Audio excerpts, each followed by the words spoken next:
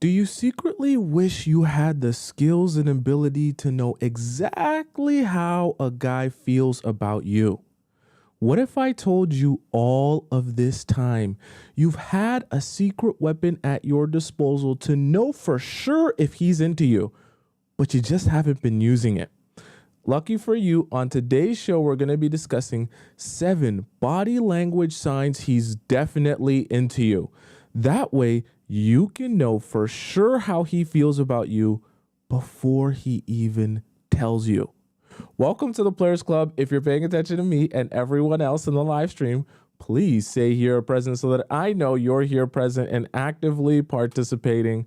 Welcome all of you beautiful, beautiful people. How are you doing today? Okay. I see we got Sharice over in the TikTok chat. We got Chan, adorable. I saw Scotty earlier. There's Cheeks here.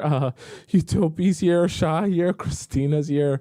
Magdalene's here. Nefisimi's here. Jay's here. Hazel's here. Hall's here. Welcome all you beautiful people in the TikTok chat. Over in the YouTube chat, who we got here? We got Ivy, of course. Is Cashley here? I believe maybe Cashley is here. I thought I saw Cashley. We got Lady Cream here. We got Tracy Niles here. She was here real early today.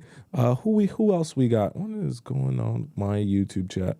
Who else we got here? We got Taj here. We got India here. Luna here. We got Beatrix here. Mary's here. Camilla's here. And of course, we have Missy America holding us down in the YouTube chat. All right, guys, let's get started. All right.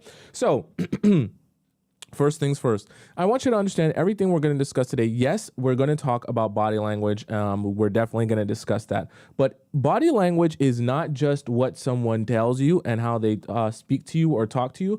Body language is also the way someone will talk and imply things in the process of doing other things. So you have to understand body language is not just, oh, he's going to come through and he's going to raise his eyebrow exactly 1 inch. And when he raises his eyebrow 1 inch, that means that he definitely likes you. You have to understand body language is a combination of things. In the process of saying things, you're also going to receive information through his face, through the way he positions himself, through the way he stands, whatever it is, right? It's all part of the body, okay? I just want you to understand that because some of these aren't solely body language. They're body language in conjunction with other things. So I want us to all be clear, all right? So first things first, we're going to discuss physical mirroring, okay?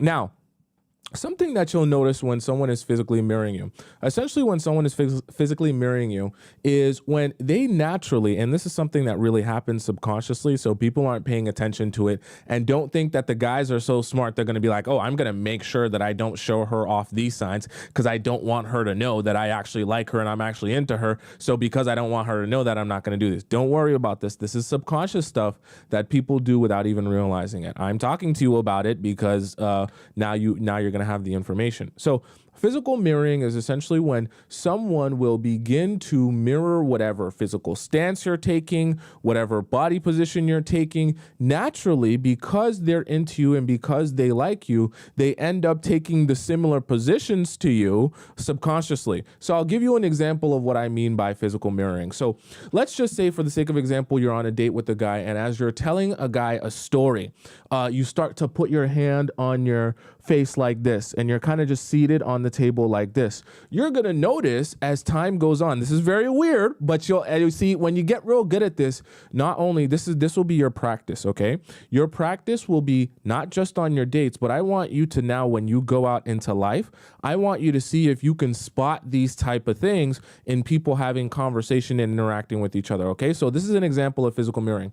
Let's say you're on the date and your hand is up at your face and you're telling a story about your past relationship and you're just talking to him about what it was like and everything that went on. And you notice as you're telling the story, he begins to take the same position as you, looking at you in the same stance and body position with his hand on his face, the same way that you're talking to him currently.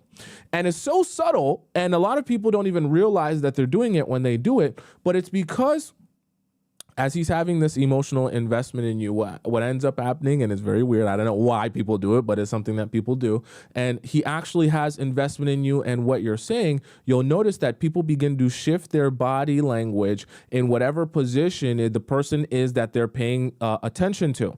And a lot of times they'll end up physically mirroring someone that they really like, that they're really fond of. I'm telling you this because I've caught myself doing it myself, and in the process of trying to discover more things about myself and becoming more self-aware, I've noticed that I do this a lot around people that I really like. I'll be honest with you, not even just friends, but people that I'm really invested in overall. I'll begin to mirror them physically, and we'll talk about the emotional mirroring as well. Okay, so something to take notice of when you're on dates, or take notice of, see, a lot of these things that we're going to discuss today, I don't want you to just be taking them as a little, tic tac, and you're like popping it and you're thinking, oh, I can't wait to utilize everything that Tomisin told me on my first date. And I'm going to be waiting to see if everything that Tomisin said is present on my first date. And if it's not, then this is all useless and there's probably nothing here for me. I don't want you to utilize the information like that. How I want you to utilize this information is I want you to go on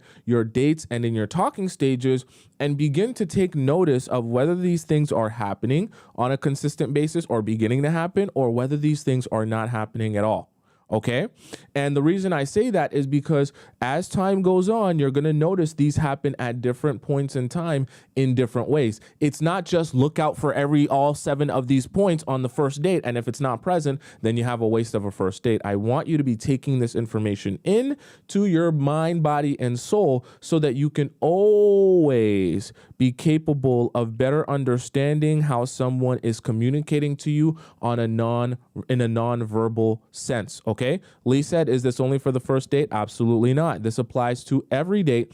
And I want you to be thinking about these things so that you can notice them on every date that you go on. Why? Because I don't just want you to take this information for the next date that you have with the next guy to decide to yourself, oh, does he like me or not?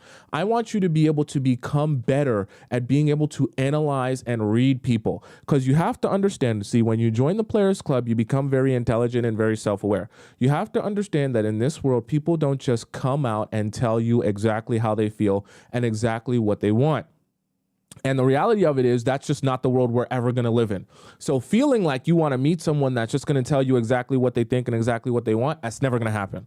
The best skill set for you to develop, if you want to learn what people want and what they think, is to understand how to read people, analyze situations, and take in a lot of verbal cues and information that doesn't just consist of what someone says out of their mouth, right? And understanding how to put all of this information together to better understand what someone is really saying, what someone is really trying to tell you, and how they really feel. What I'm trying to do is give you the gift of never being confused again when it comes to a guy, because we talk about the guy's mindset, we talk about body language, we talk about things he'll do when he doesn't like you, and we talk about things he'll do when he does like you. All of this knowledge is so that when you're communicating or growing a relationship with a guy, you can be less confused about what's going on and less shocked when 6 months down the line or a year down the line he confesses to you how he really feels, or the fact that he doesn't want a relationship, or the fact that he's still in love with his ex,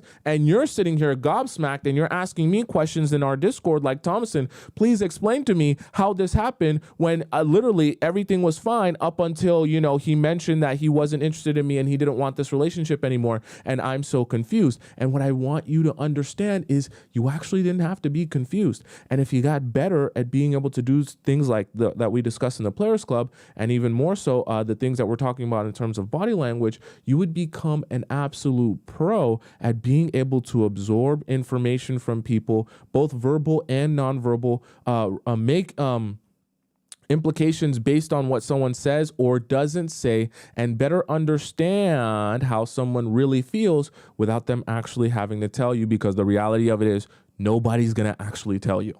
Let's just be so for real. Nobody's going to come out and tell you exactly how they feel and exactly what they want. Part of it is not just because people don't want to tell you, but it's also partially because majority of people don't even know what they actually want. Okay. A lot of guys are going to misdirect you. And I know some of you are thinking, but Tomisin, I want to be in love in a situation and in a relationship where the guy will tell me exactly what he needs and exactly what he wants. So I don't have to play this guessing game. Relationship shouldn't be a guessing game. You have to understand this. Even the guys that will come out and tell you what they want don't realize what they want. Because when they tell you things like, oh, I would love a girl who can plan dates and show me how much she wants me and show me how amazing I am and show me how, how seriously she takes this relationship. When you do all the date planning, when you do all the scheduling, when you do all the work in order to be able to like see each other and go out with each other, he only ends up giving you less. And he only ends up not doing the same thing for you. So you wonder to yourself, wait, but you just asked me for exactly what you wanted and I gave you exactly what you wanted. How come you didn't respond how I wanted? That's because a lot of people don't even know exactly what they really want. They know what's best for them, but they don't know how to explain to you what they want in a way that will elicit the best response out of them. Okay, that's a different story for another day. I just want you to be aware of that and rid yourself of that mindset. So mirroring is number one, in the physical mirroring specifically, and how people will take shape and take mold in whatever stance or whatever body position that you have naturally in the process of having a conversation with you when they like you or when they're interested in you. Okay, does that make sense? Color Me Pink says they take everyone for their word. They need more emotional intelligence. It's true. So as you all join the Players Club, you'll learn how to not take people at their word, and you'll learn how to become more strategic at analyzing situations and analyzing people so that you're able to infer things and have a better understanding of how someone feels about you without them having to tell you. Okay. Someone says, what's sign number 2? We're about to get to that right now, okay? So number 1 was mirroring you physically. Now, number 2 is something really subtle that you probably won't notice, okay? Number 2 is what we call the look of approval. So when I'm describing the look of approval, you'll notice that when you go out with someone that likes you, okay, you'll start to notice this when you grab this information, that if they're talking to a group of people with you, they're naturally going to look at you in the process of talking to another group of people or another person while they're with you. And they're going to look over to you for some approval of whatever it is that they're saying. I'm going to give you an example because I know some of you are confused. So an example of that would be, let's say you go to a party with a guy that you like, okay, and a guy that you've been talking to. And let's say at this party, someone comes up to you and says, oh, Stacy and John, how do you guys know each other? Explain how you guys know each other. And John looks over at you and he's like, oh, so we met, I was at this mall and I was shopping for some designer clothes, and I seen Stacy at the mall, at the Louis Vuitton store, and I literally was just like, she's looks so stunning, and she was picking out what was the dress that you were picking out? Yeah, that red dress. And when she was picking that out, I was just like, I've been in the city for many years, and I've never seen a woman as stunning as her. I felt the need to go up to her, right? And you notice how as I'm talking, I'm continuously looking over, even though I'm telling someone else the story. I'm looking over to almost like gain your approval of this story. You were there, okay? So imagine you're Stacy. You were there. You know what happened. You were part of the story, right? But in the process of me even talking to someone else, while you're here with me, I look over to you while having this discussion with someone else for your approval of what I'm saying. Now, this is so subtle, and I know for a fact a lot of people won't tell you this one because it's such a subtle trick, and it's so easy to spot once you start being able to better understand it, okay? Because it's something that's, so for example, I'll give you a really easy way to get better at this and grow your ability to notice this type of stuff. I want you to start watching interviews with couples, married people. And I want you to notice how when married couples begin begin talking in their interview, because they're going to be sitting side by side while they're talking in the interview. And believe it or not, they're not actually talking directly to the camera. They're talking to someone off camera who's asking them those questions. You'll notice, and this is where you'll get so good at it because you've been joining the Players Club and your mind is working in the way that it should be working. You'll notice that when married couples are talking in an interview, they're constantly looking over at each other while describing a story that they've had or experienced with each other. Now, they don't need to, confirm with their partner who was there and they were also there that this story is accurate and true, but it's a subconscious thing that people do when they look to their partner for approval on what's being said or approval on the story or just approval overall. And it's in this subconscious thing that they're doing. It's a really telltale sign that you're invested in someone emotionally. You care about what they think. You care about what they feel, right? And in the process of you caring about what they think and caring about what they're feeling, you're always constantly seeking their approval, especially when you're talking about a story that has to do with them or just anything in general, right? And see, another even more subtle way to notice this is if someone, let's just say, even for the sake of example, isn't telling a story directly about you and him, but is also just telling a story in general to the group. And as they're telling a story in general to the group, you notice that they're constantly looking at you while telling the story. Quite strange, because the story is being told to the group and everyone is listening. So why look at you as if I'm having this conversation with you? Have you ever noticed or been in a situation where you've been in a group of people and someone is telling a story about an experience that they've had in this group of people, but it feels like they're just talking to you? And you're seeing them seeing you while they're telling the story or having this group conversation, but it feels like there's some sort of intimate moment being shared here between you two, because you're like, wait, but you're telling the story to everyone, but you're like looking just at me. You're not, you know how people are supposed to tell a story to a group of people and they're supposed to look at this person, this person, this person. So they're kind of like subconsciously including everyone in the conversation. If you've ever taken notice of this, right, when having a conversation and someone's really keen or interested in you, when they're telling a story to a group, rather than looking and scanning through the whole group, their eyes are mostly fixated on you. Very subtle, but you'll become very aware of it after a while. And when you become very aware of it, you'll be like, oh, so that's what that is, right? See, the thing about it is a lot of the things that we're going to talk about today, you actually have noticed it in a really, really small subconscious way. It's just so subtle that you didn't realize what it was.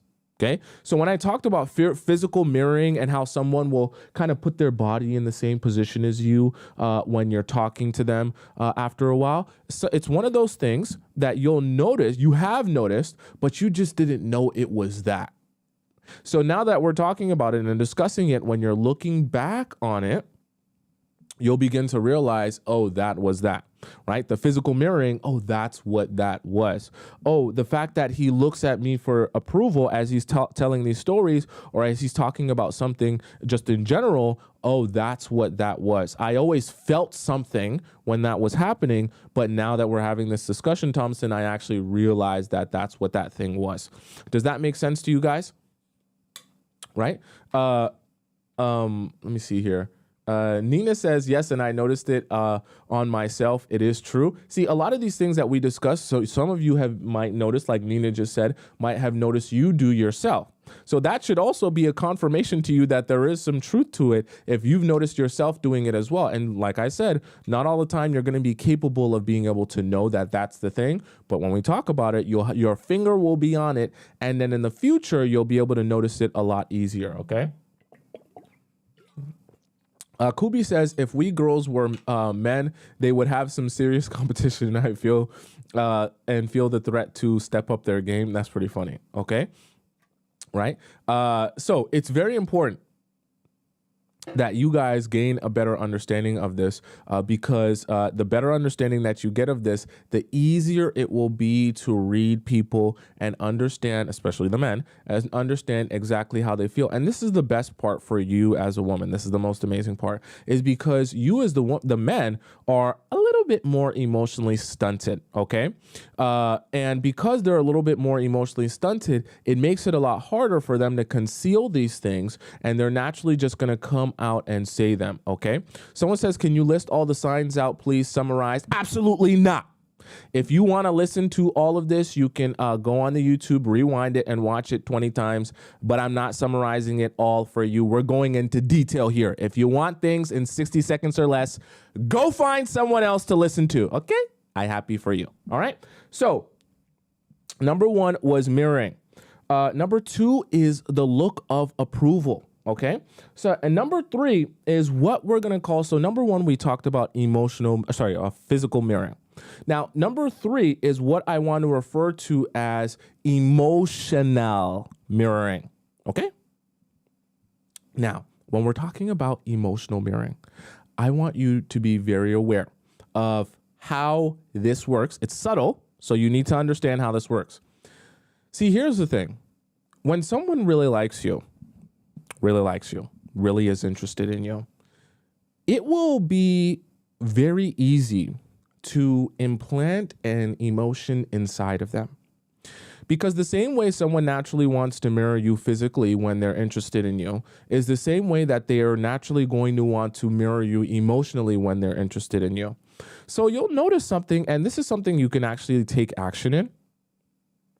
I want you to test this out for yourself when you go out on your next date, or, you see the guy that you like the next time. I want you to purposely go into that date and bring a whole lot of excitement. I just want you to like literally go over the top with it. Just be like, oh my God, I'm so excited to see you. I'm so excited to spend this time with you. Oh my gosh, I'm finally seeing you again, and this is so amazing. And I've literally been at home and we're finally on this date. I've been dying to go to this restaurant, and I've been wanting to try this pasta, this fettuccine Alfredo has been looking so amazing. I've been seeing it everywhere on TikTok. And I want you to bring a whole lot of excitement to the date. And I want you to take notice of whether or not he begins to mirror that excitement.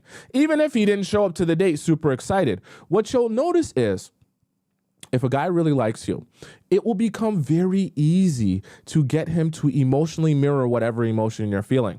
And so even as you're telling a story, this is another really interesting one. As you're telling a story, if you become really good at telling the story and you're telling him how sad it is and how horrible it was and how horrible you felt or whatever it may be, and now I don't want you to do that, but I'm just giving you an example, right? Or you're going through an emotion that you felt at a time in your life, you're going to start noticing on his face, he starts to mirror that emotion. So when you tell something that's really exciting, he begins to get really excited.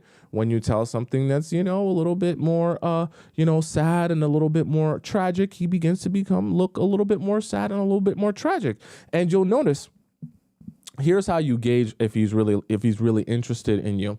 You'll note the easier it becomes for you to get him to mirror whatever emotion you're bringing on the date, the more you know that he is invested in you. Because think about this logic. Would it be easy for me to feel empathy towards someone that I don't know and I don't care about? Probably not that easy. Why? I don't know you and I don't care about you. I don't like you. I'm not emotionally invested in you. So when you tell me a sad story, it doesn't really make me feel that sad. When you get really excited, yeah, it might make me feel a little excited, but it doesn't really change me at all. Now, when someone I really care about or I'm really invested in is jumping up for joy and really excited, I feel that same joy because I'm invested in them. And so I begin to mirror those emotions in them. It's the same reason why when someone becomes emotionally detached from you, part of what you're feeling is the fact that the emotions that you feel are never mirrored by them whatsoever.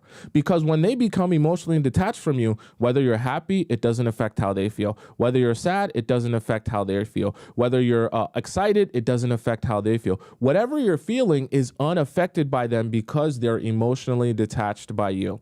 And so it becomes a lot harder to get someone to emotionally mirror you when they're emotionally detached from you.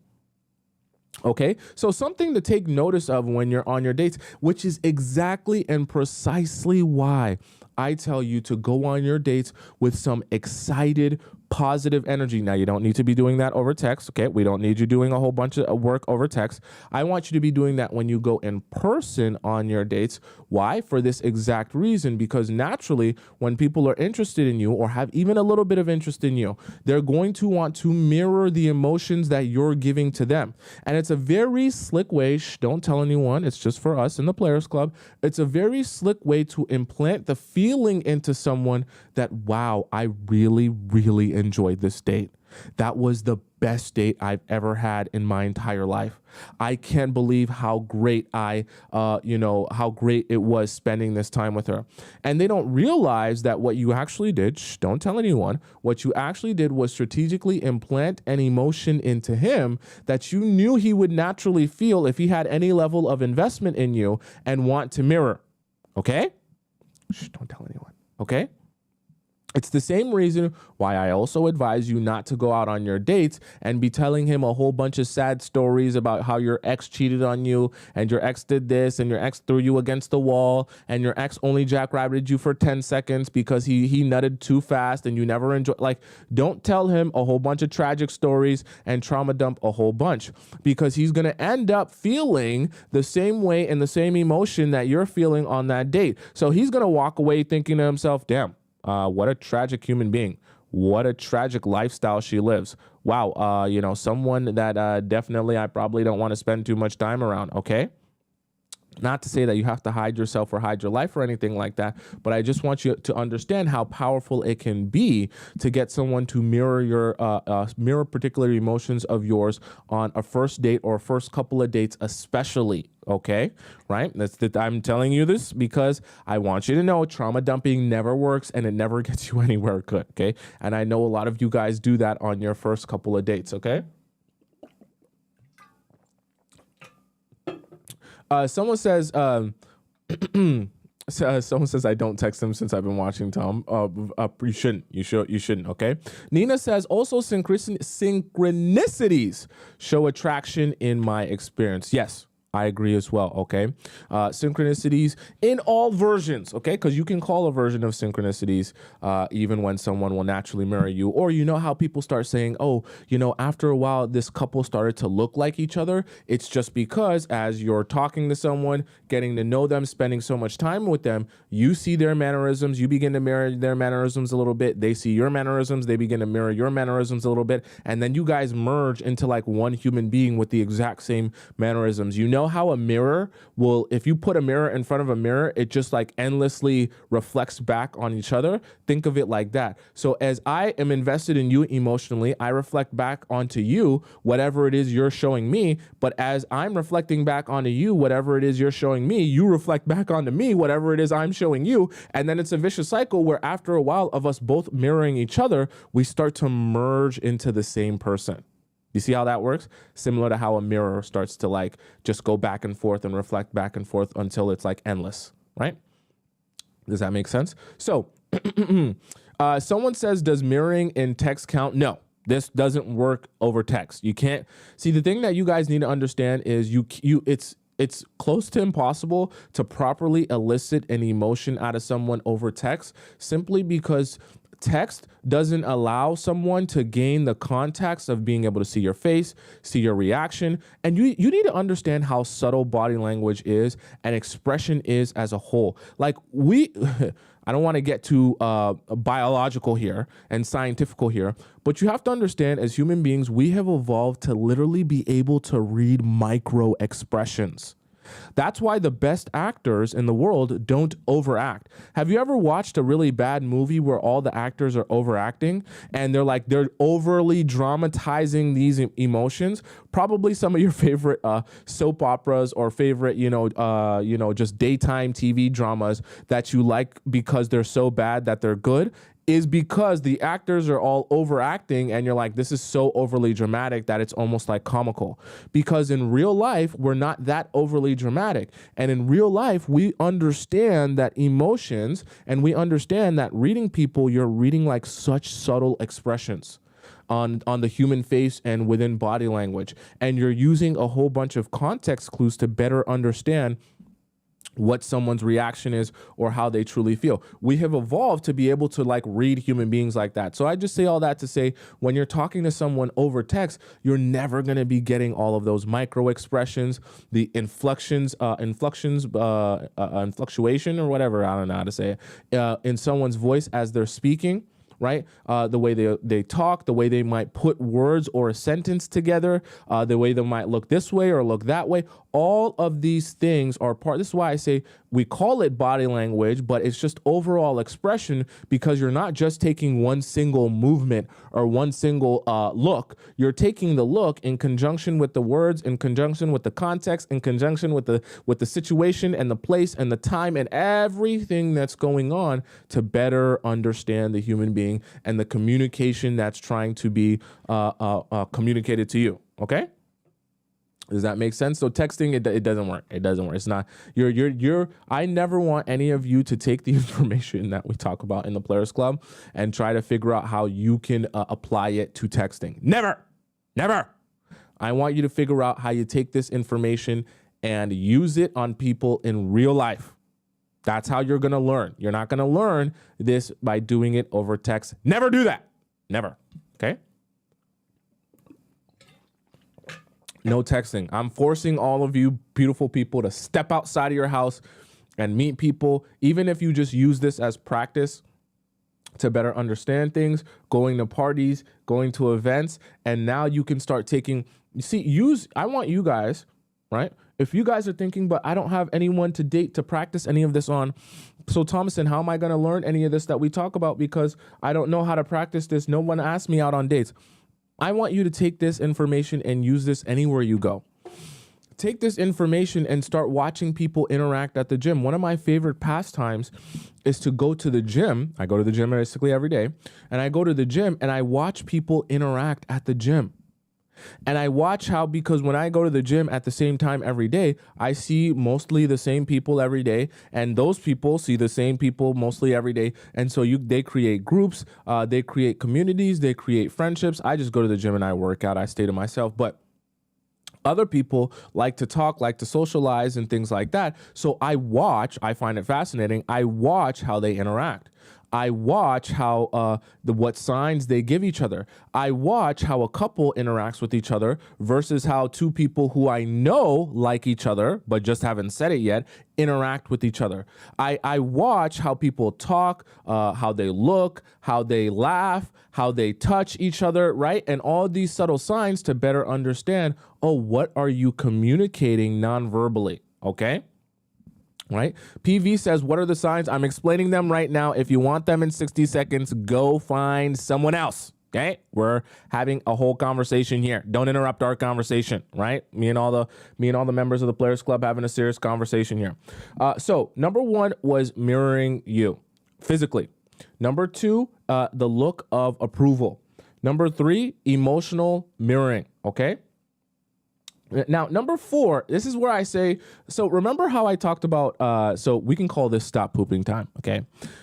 Remember how I talked about earlier that when a mirror is in front of another mirror, that it's going to begin just reflecting on itself endlessly. I want you really paying attention to this part, okay? Really paying attention to this part.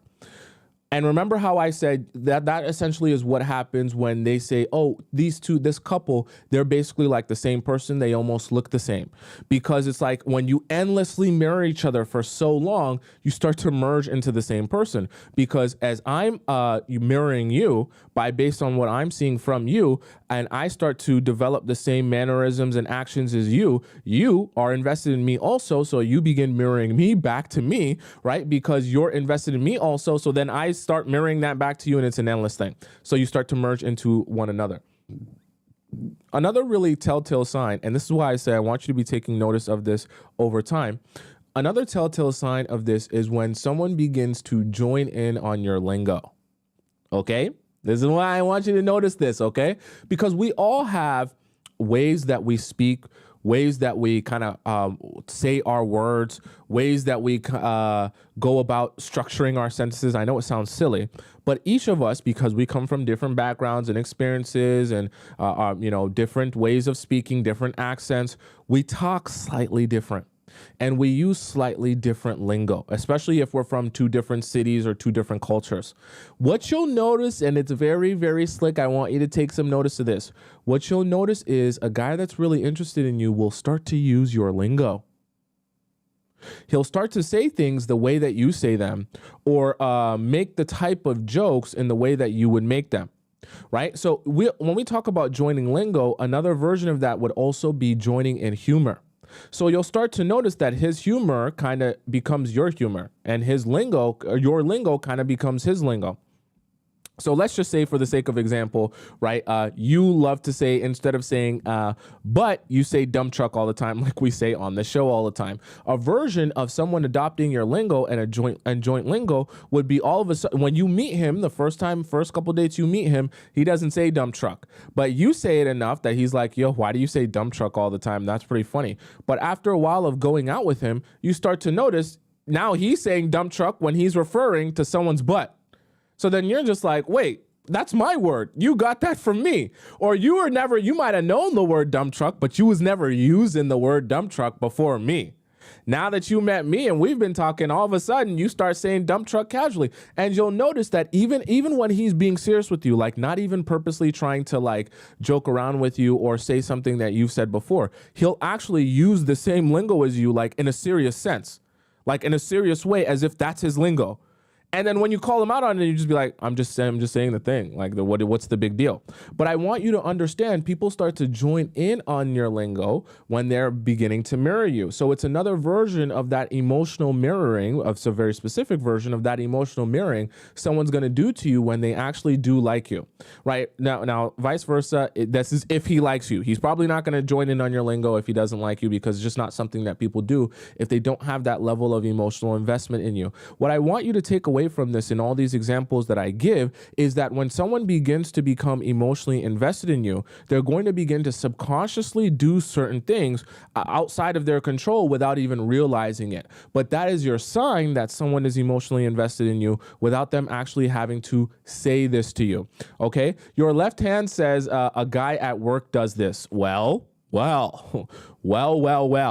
So now you have something to think about. So now you should be taking notice of this. So now I want you guys to, if I'm talking to you about any of this stuff and you guys are thinking, oh, there's literally a guy in my life that does exactly all of these things. Or for some of you, if you start thinking to yourself, I literally have a best guy friend who does exactly all of these things. Well, now you should know he doesn't just want to be your friend. Okay. He might not say that to you, but he doesn't just want to be your friend. Okay. Especially if all of these signs are exactly what he does. Okay, so joint lingo is number 4, and how people are going to participate in the exact type of lingo that you have and say things the exact same type of way that you say them. Very prevalent when someone begins to become emotionally invested in you, and because they're emotionally invested in you, they naturally are going to want to mirror you. Okay, does that make sense?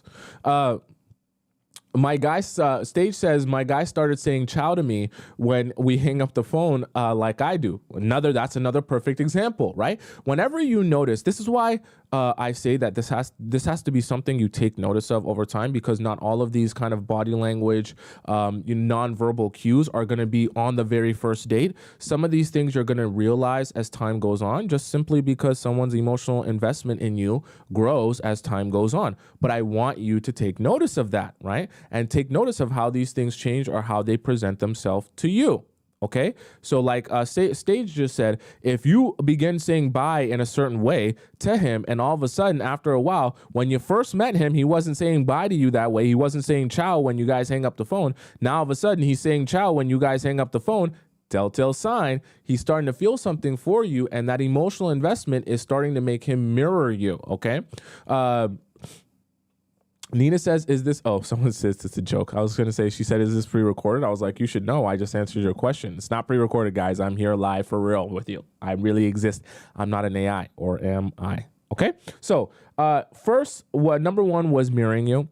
Number 2, the look of approval. Number 3, emotional mirroring. So I should say number 1 was physical mirroring. Number 3 was emotional mirroring. Number 4, joint lingo. And number 5 is curiosity. Now, I know that some of you are like, Tomisin, that's not really a body language thing. This is why I say what we're going to discuss today, even though it's titled body language, I need you to understand body language isn't just, oh, how he moves his shoulders from side to side, that means he really likes you. Because without the context of the body language, without some of the nonverbal cues of the body language, without the situational awareness of when the body language is coming or why it might be coming, you won't really be able to have a good read on the situation or what's actually going on. It's not just about, how he raises one eyebrow one way at one period of time, because then you'll be thinking anytime a guy raises his eyebrows in any scenario, if a police officer raises his eyebrows on you, that means that he wants to take you out on a date. No, not necessarily. You need to understand the full context of a situation and how body language plays a role in each different scenario and situation with all of the other context clues as well. All right. So when I say curiosity, what I specifically mean is a curiosity to better understand you. Now, like I said, I know that this is body language, but you'll notice that there is a particular way that someone who is curious about you will go about your relationship in general. So let me give you an example of body language curiosity. Let's say for the first time ever, a guy, let's say after you've been dating a guy for 3 or 4 months, he finally gets the opportunity to come over to your place because he's been showing himself to be consistent with you and all that good stuff. So now he ends up coming over to your place. And when he steps into your place, he's looking all around at all the pictures, at all the paintings. He's taking notice of everything in your bedroom. Hopefully he's not laying in your bed, but he's taking notice of the things on your desk table. He's picking up stuff. He's like, oh, this is really cool. Where'd you get this? Where's this from? Is this a picture from the last time that is this from the time that you were explaining to me when you went to Niagara Falls and you were with your friends? He's looking at pictures that are on the wall. Oh, who's this person? Where's this? Oh, this is from your vacation. Oh, that's really cool. He's like looking around. He's picking up stuff. He's taking notice of stuff that you were talking about, right? This is the type of way someone who is curious about you will go about, just in the process of getting to know you better and learning you. Like they're going to be, someone says, is he being curious or being nosy, right? You probably both, right? But in the process, right, when someone becomes emotionally invested in you, they become curious about you and they love learning more about you. And it almost like brightens up their day any chance or opportunity that they get to learn more about you, know where you come from, know how you've been, know what you're like, know about your friends, know about your family, know about your experiences, right? And they will bring, there's also a body language and curiosity where you can tell that someone is genuinely interested, or feel at least that someone is genuinely interested in learning a lot about you or learning more about you. And you'll start to notice that as they learn more about you, right, it makes them feel better, and they become almost like ecstatic and excited when they're learning more about you. And as you're telling them stories, or as you're giving them more information about where you've been and what you've been doing and what you've been up to, they begin to brighten up and lighten up because they love knowing more about you. It's the same reason why I tell you to do that on your dates, okay? And that air of curiosity that someone carries around with them when they're really into you is a sign of that emotional investment that I talked about earlier in the show, and why that emotional investment is going to show itself in these many different ways in the process of you dating the person and getting to know that person. So take note of that example, because that's definitely something that could happen to you. And take note of if he comes over to your place and he's picking up stuff, he's looking at stuff, he's asking you about this picture and that painting and that thing on the wall and that thing on the wall, right? This is body language curiosity, right? As opposed to just asking you a whole bunch of questions, because it's easier to ask questions than to be genuinely curious, okay? Right? Teshwin says, what if he doesn't ask you questions about you, but ask your mutual friends instead? That's quite strange. That sounds like someone who's trying to investigate you rather than someone who really wants to know you better, okay? Feature says, I'd be like, stop being nosy. It's people who care about you and are invested in you can't help it. Okay, I just want you to understand that. And that's a good sign, because now you know, so whether it be nosy or being curious, people want information, want to know more about people that they're invested in. They don't care about learning more new things about someone they don't care about. You understand what I mean? Future says, my sugar daddy does that every time he comes over. Well, he's your sugar daddy for a reason. Why? Because he really likes you. He likes you and he wants you. Okay, he wants you and he likes you so much, he spends a lot of money on you. That's why you're his sugar baby. Okay, so that should be a sign to you that there's some truth to that. Does that make sense to you guys?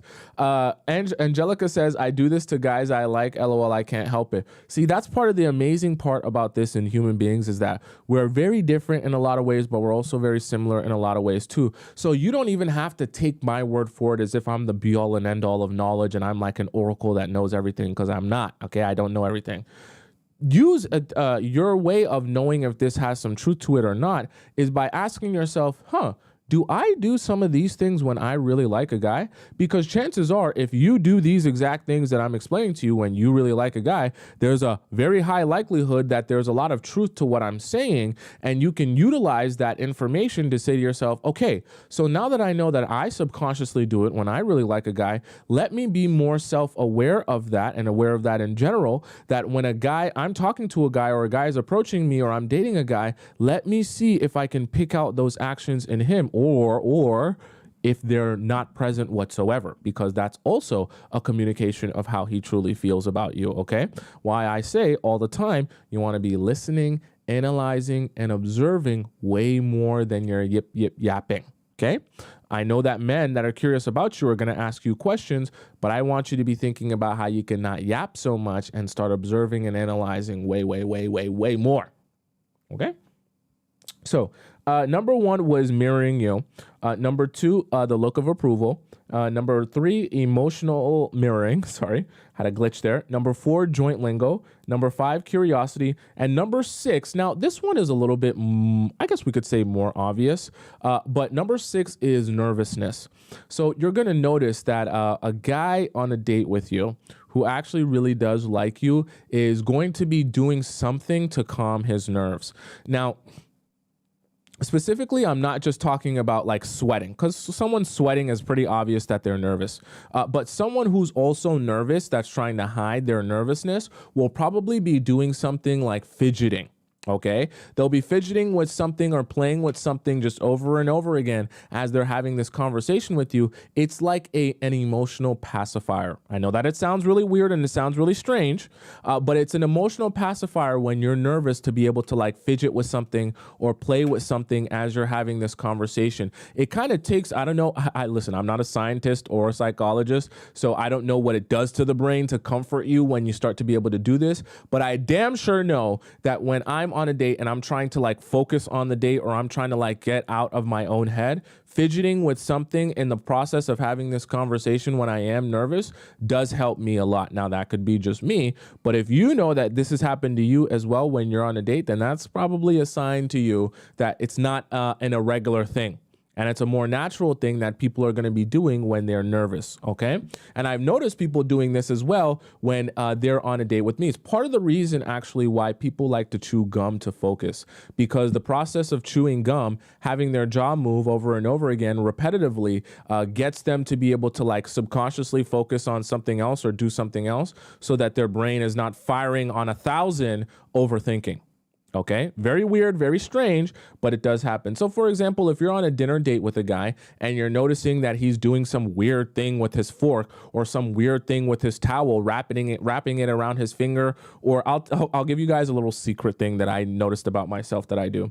When if I went on a date and I was really nervous, I would always take out whatever tissue it was or napkin it was that was on the table, and when I'm having a conversation, I would begin folding the napkin and like ripping off corners of it and like folding it in different pieces and unfolding it and refolding it while I'm having this conversation.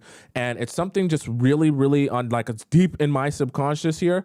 But as I became more self-aware, I realized that I always do this whenever I'm on a date and whenever I'm trying to like focus on the date. And I'll be tuned into the date. I'll actually be focused on the words. I'll actually be able to focus on what they're saying, but I'll be like folding up this napkin like origami. I literally mean it, like tearing off corners of the thing and just folding it up constantly, just fidgeting with it the entire time until it's like a shredded piece of napkin by the end of the day. It's just something that I naturally have taken notice that I do. So something for you to be looking out for, that when a guy's really into you, I know that we're going so deep into some psychology here and some body language cues here, but trust me, the better you become at this, you'll be able to gain a lot of notice of this, and you'll be like, oh, so that's what Tomisin was talking about. That's literally the thing right there. And you'll probably have a huge grin on your face, because as he's talking to you, he'll be like, why are you smiling so hard? You'll be like, I know something you don't know, right? And it's awesome because you'll start feeling like when you go out on your dates, rather than feeling lost and confused about how a guy really feels about you or what he really wants from you, right? You'll more start to feel like, oh, no, I get it. I see what's going on. I see how you feel. I see what you're communicating to me. You don't have to tell me how you feel. I know how you feel. Even if you don't realize how you feel, I know how you feel subconsciously in ways that you can't even explain. Right? And when you get really good at this, you'll start to be able to spot people that like you that pretend to hate you. Very weird, and that story's for another day, but you'll start to be able, when you get really, really good, you'll be able to tell the difference between someone who actually dislikes you and someone who fakes dislikes you because they actually like you, but they like you, they don't like that they like you, so they pretend to dislike you. Weird, but it does happen. Okay, that's another story for another day. All right, so that number one was mirroring you. Number two was the look of approval. Number three was emotional mirroring. Lee says pretend to hate you. Yes, pretend to hate you when they even like you. Have you ever had a guy diss you, and that same guy is the same guy that says one day that he's always liked you, after he spent the last couple of months dissing you and making fun of you, and you're like, I thought you hated me. What do you mean you liked me this whole time? That's that. Number three was emotional mirroring. Number four, joint lingo. Number five, curiosity. Number six, nervousness. And number seven is what I call cleaning up or fixing up. So you'll notice that when guys come across you, or when you come across a guy and that guy really likes you or he's really interested in you, he'll really try to start fixing up, okay?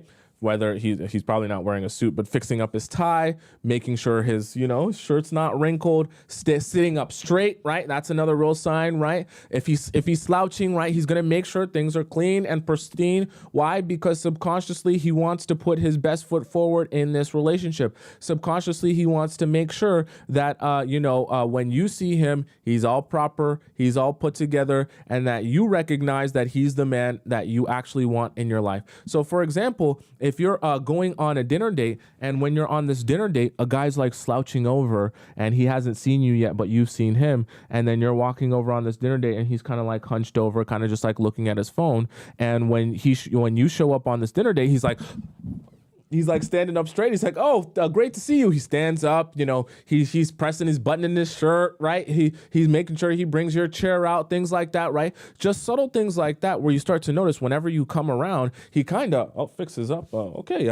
Yeah. So, as I was saying, guys, my stock portfolio is at about $1 million now. I've made some really good investments, right? And it's just the natural thing that guys are going to do when they're really interested in you, is they're going to naturally just want to fix up whenever you come around. So take notice of, in a more subtle way, take notice of how a guy is when you're not around before he sees you, and then take notice of how he changes his demeanor when you step into the room and he can see you now, right? Take notice of that change, because that'll tell you if there's something about you that is actually inspiring that change, okay? The same way like we talked about, when someone's emotionally invested in you and you come around, he's going to want to put his best foot forward because he likes you. He doesn't want you to think of him as trash or as a garbage human being or as someone who is not who he likes. So Nina said it, right? He's gonna try to look very demure, very mindful, right? And really be thinking about what he's doing, right? He wants to be put together for you. Very demure, very mindful, very cutesy, okay? Making sure that he's doing all of those things for you when you show up, right? He's not going to want to mess around here and make the mistake of not presenting himself that way. Very presentable, okay? Very mindful, very cutesy, very demure, okay? Demure, however you say it. Does that make sense to you guys? Now, do you guys have any questions about what the 7 that we just discussed today? So number 1 was mirroring you. Number 2 was the look of approval. Number 3, emotional mirroring. Number 4, joint lingo. Number 5, curiosity. Number 6, nervousness. And number 7, cleaning up / fixing up. Okay. Someone says men are not demure. Is demure only a girl thing? Are only women allowed to be demure? I didn't know. Maybe I too old for TikTok terminology. I thought anyone can be demure. I didn't think that it was just a girl thing. Lee says your points were very self-explanatory. Thank you. And I hope you got something from it. Okay. Deb in the YouTube chat says, and if he smiles and laughs when you crack a joke, good sign. It's good. It is good. Now he could just be laughing because he wants to laugh his way into your pants. But yes, you're getting the idea. Squirming on the chair in a nervous reaction. Yes. If you can start taking notice of these type of subtle things, very, very good, right? Like I said, one thing that I notice about myself, I start to tear up tissue whenever I'm on a date or I'm nervous and I trying to focus on the conversation. Just something very, very weird. Okay. Goose says it's a feminine quality, demure. Oh, okay. I didn't know. I thought it was something that anyone could be demure. Okay. Same way like anyone could be beautiful type of thing. L says, I wish I was here for the full session. Just joined. Don't you worry, L. I got you. Because I'm live on YouTube at the exact same time that I'm live on TikTok. So all you got to do is go over into my YouTube channel, which is just my name at the top of my head. And you'll be able to find this live stream, literally, because I'm live at the exact same time. And you can rewind it and rewatch it as many times as you want. You never have to miss a moment here, even if you came late. Don't worry. I thought of everything for you. Okay. So make sure you go watch that if you didn't get a chance to rewatch it. Dollhouse says, can't wait until next week, until we talk about that. Oh, wait, which one? What are you talking about? Something that I mentioned earlier? VWSV says, yes, I used to tease almost bully boys I liked. It's a thing that does happen, and it still happens even in the workplace, even as adults. Sometimes when people like you, they go and try to be mean to you, and that's their way of telling you they like you without telling you that they like you. It's very weird, but people do it, especially when they want to deny their feelings to you, okay? Can you do a video on men who have lost respect for you by you doing needy and what to do? Yes, I have a video on my YouTube that's titled How to Get Your Power Back. And it essentially goes through what to do when you've made mistakes in the relationship and how to recover yourself from that. Okay.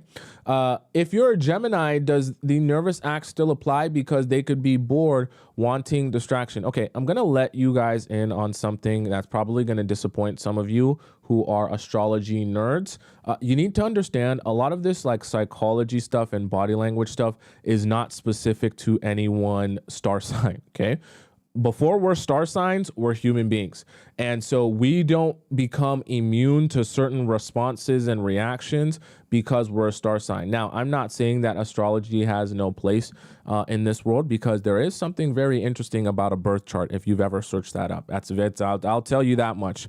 Birth charts are very interesting because the accuracy can be scary sometimes. But I just say that to say, don't get your mind stuck in a vacuum where you think, oh, I think the Geminis won't react that way because the Geminis just are usually tending to do this. Stop that. You're going to be so confused that you'll never be able to like read people properly.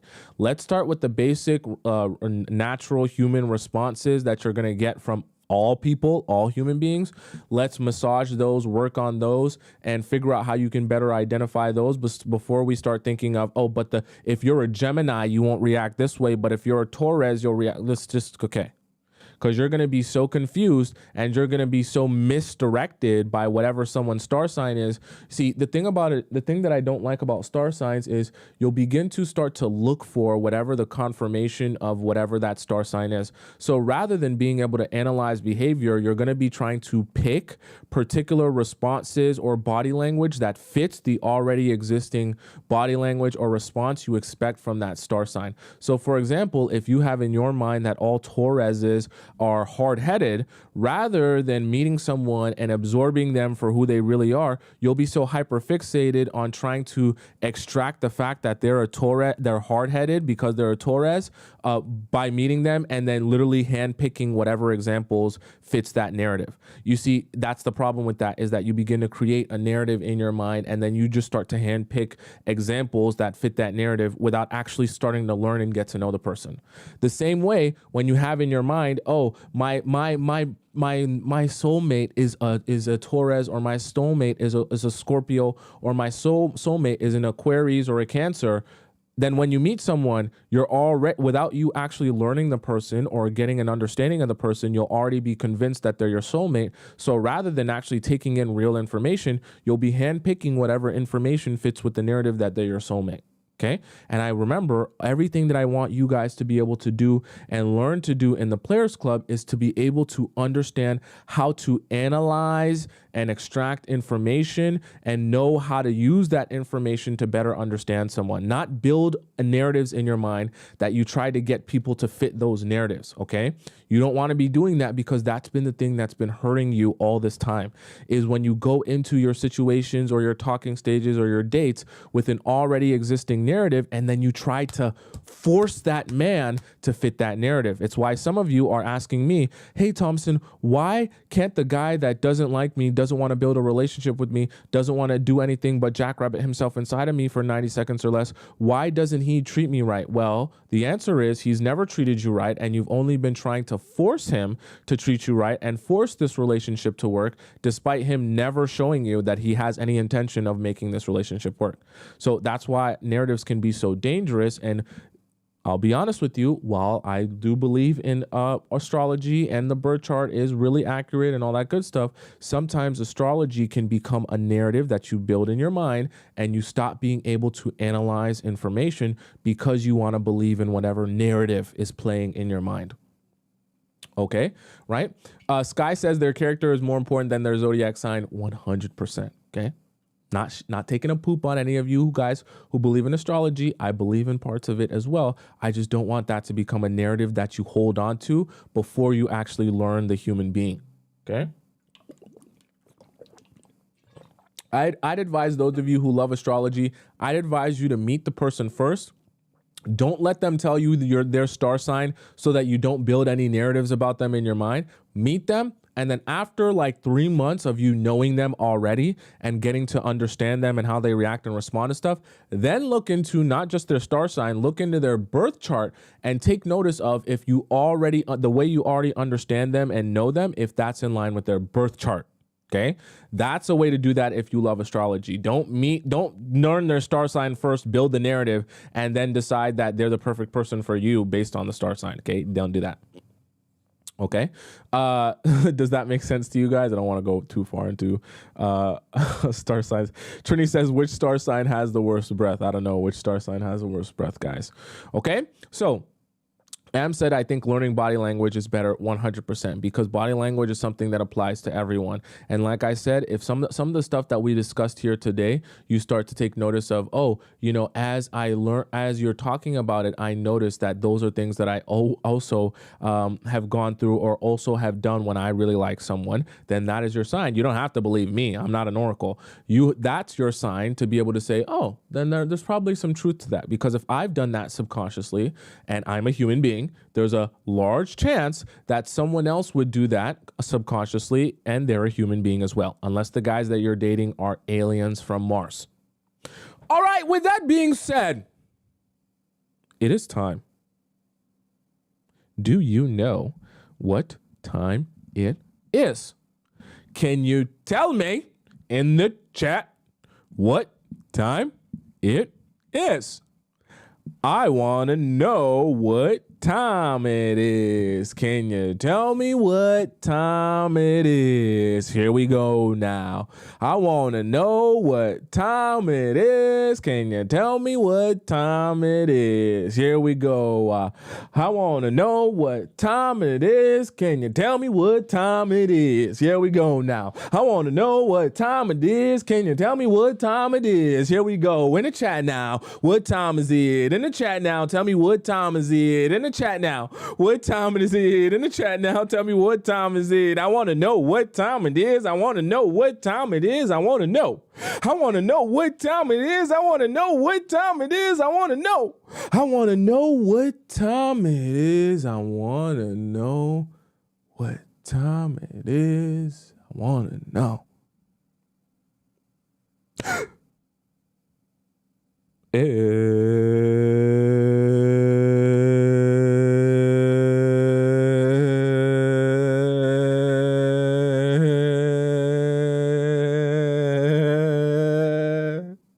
have no more breath.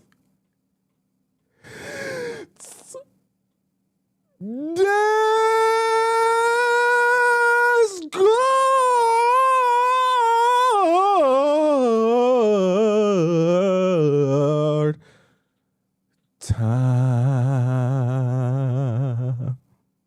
Yeah. All right, chat. Enough silliness for today. We're going to hop into the Discord where, what is that? Okay, we're going to hop into the Players Club Discord where all of you beautiful, amazing people get an opportunity to ask me questions in the Discord and I answer them live on the show. It's such an amazing experience. Okay, so let's hop right into the Discord here. Let me just make this a little bit smaller here. Okay, so essentially in the Discord, you have two options. So your first option here in the Discord, why is this doing that?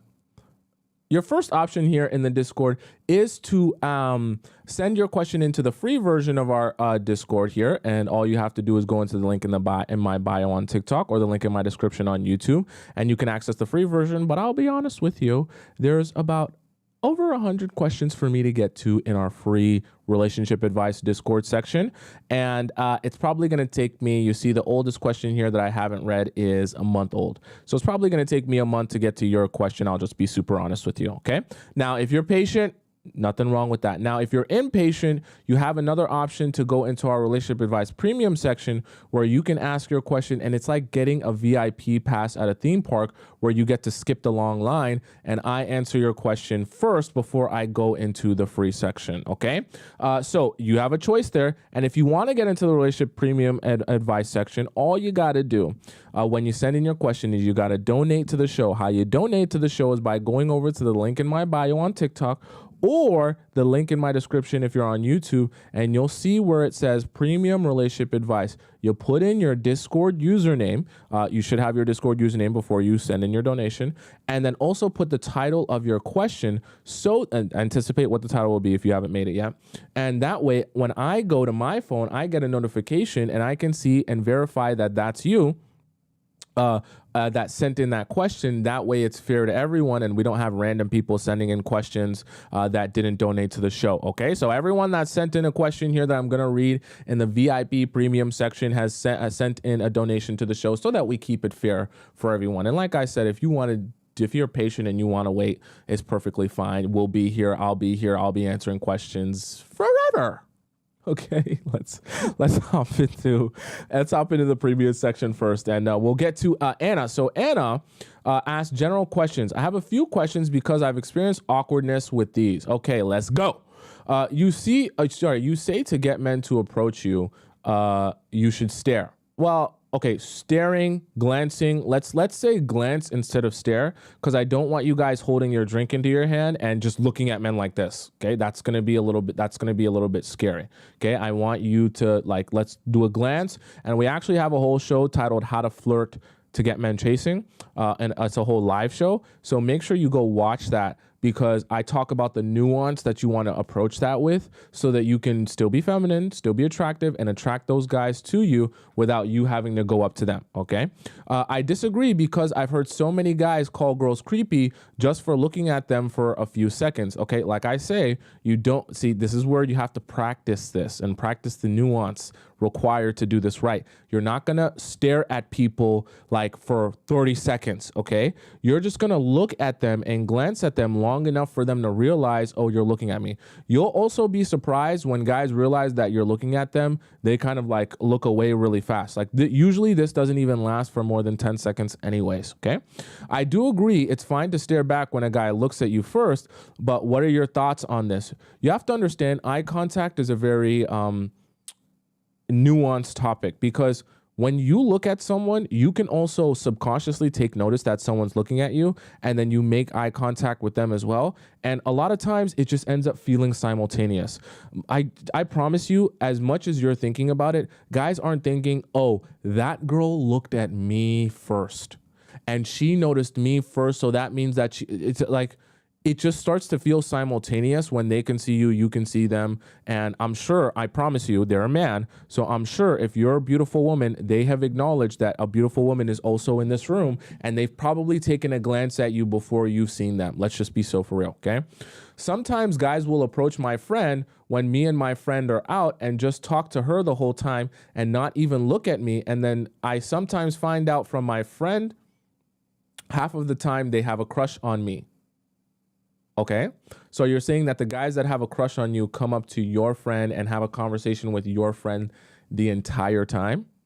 It's a bit strange. Why would they completely ignore me if that's true? And also, what should I do in that situation? It's so awkward. I don't want to just, I think you might say, get up and leave, because it would be mean to my friend, but I also don't want to try to join in the conversation because I'd get ignored. So do I just sit in silence until the dude is done? Okay, so I'll answer this question before I go on to the next one. I'll admit that this is weird to go up and talk to the friend. If it's one thing to say, oh, I think your friend is cute, whatever. Okay, I would want to ask you though, what is your friend doing? Because this is a little bit of, I don't know your friend, so I'm not saying she's a bad person, but I'm curious, why is it, if this guy is communicating that he wanted you, which is why he came up to your friend, why is your friend not at some point communicating to you that this guy wants to talk to you? Okay? It's a bit strange that she would allow the whole conversation to go on and only mention it to you after. Right? And I'm not blaming your friend or anything like that, but part of being a good wing woman is if a guy comes up to you as the girl and tells you as the girl that, like, a guy says, oh, I think your friend is cute, and you don't know that, like, you're the girl and you don't know that, your friend is supposed to communicate that to you, especially if she thinks that that guy would be your type. That makes me a little bit nervous. Why on a regular basis your friend would only have a whole conversation with the guy and only tell you afterwards? Because you're not supposed to just already know that.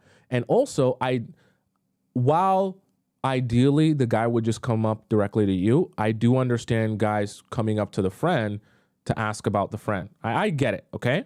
And so I just say that to say, if that's really the truth of why guys are coming up to your friend, why is your friend not communicating that to you in the moment or at some point throughout the night? Why is she not giving you an opportunity to even have a conversation with the guy until literally there's no opportunity anymore? Very strange, okay? Unless I'm confused, okay? Sometimes men will talk badly about girls that are nice, and it gets me angry to hear the way they talk about them, and I always end up arguing with POS men. What is this? What does that mean? I don't know what the term POS means. POS men when I don't have the energy to. How do I make them feel stupid without arguing with them in the first place? You don't argue with them in the first place. Anna, I know that this sounds simple, but one of the things that I really love to get through your guys' head in the Players Club is that I want you to spend absolutely 0% of your time and energy doing anything that doesn't serve you.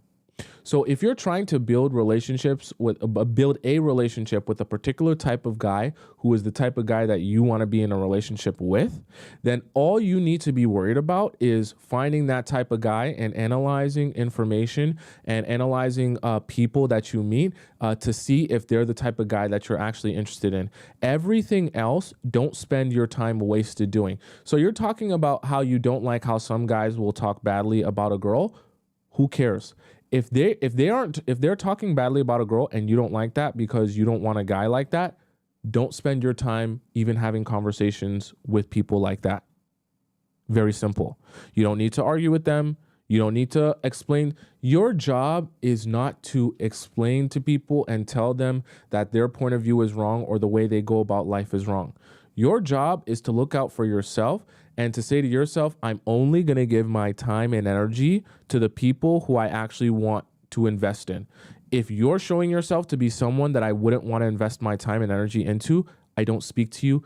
I don't talk to you. I don't have conversation with you. And I damn sure don't argue with you. Why are you arguing with people that you don't even want to be friends with? Makes no sense. You say we should ignore text. Would it be okay to say if we have dates planned for the following week to reply to a text every 2 days? Okay, so this is where, Anna, you need to be taking what I'm saying with nuance. So when I say ignore, when I talk about not texting, what I'm specifically talking about is not using texting as a crutch to get to know someone. Because one of the worst things you can do is to get up on the phone and be texting, asking all the questions that you're supposed to be asking on the date, thinking that you're actually getting to know the person by texting them a whole bunch. That's what I don't want you to do. And when I say ignore text, what I want you to ignore is the attempts to have endless chit chat over the phone that doesn't lead anywhere. Because a lot of times when you give guys endless chit chat that doesn't go anywhere, they will become complacent in chit chatting with you over the phone and never actually take the initiative to ask you out on a date. Why? Because they're going to feel like they're getting to know you and talking to you over the phone. The problem with that is that doesn't get you out on more dates when he feels like he's getting to know you over the phone. You can't build a relationship with someone over the phone. And guys get tricked that way as well. So you want to take that off the table so that the only way he feels he can get access to you is by asking you out on a date. So what do you think he does? He asks you out on a date. That's what I mean by ignoring text. So then you go on to say, that will basically give them only 3 message exchanges and they won't think you ghosted, because in my experience, when you don't respond at all, they sometimes won't follow up on the date because they think you ghosted them. And men with self-respect do not double or triple text. If you do not reply to them, they just wait for your response. Okay, so like I said, this is where you have to understand the nuance. So if someone asks you out on a date, of course, they're naturally going to want to check in, make sure you're good, and they don't want you to never text them at all. So I'm not saying that you don't want to ever text someone and completely ignore them. You just want to do the absolute bare minimum that they understand you're interested, they understand that you are excited for this date, and they understand that you're looking forward to it, but you just don't need to be doing more than that. So you can even respond to a text every single day and be texting every single day. You just don't need to go so heavy into it that becomes your source of trying to get to know them. You can still text daily without the daily texting being trying to get to know the person. It can just be updates. Oh, how was your day? My day was good. I did this. I got this done. I had to deal with that. And, aside from that, pretty straightforward, nothing really major.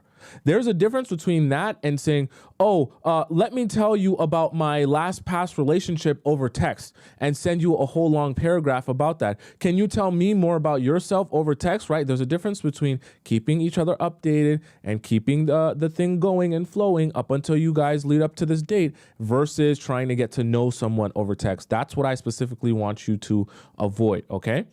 So number 5, you then say, you say we should do 1 to 2 hour dates for the 3rd to 4th date, etc. Wouldn't it be fine to do around 4 or 5 hours, but to cut them short? AKA, if you wanted to extend it, say, sorry, I have to leave. I think waiting a whole week for 1 hour is a bit too short, to be honest. Okay, so what I'll say to that is exactly.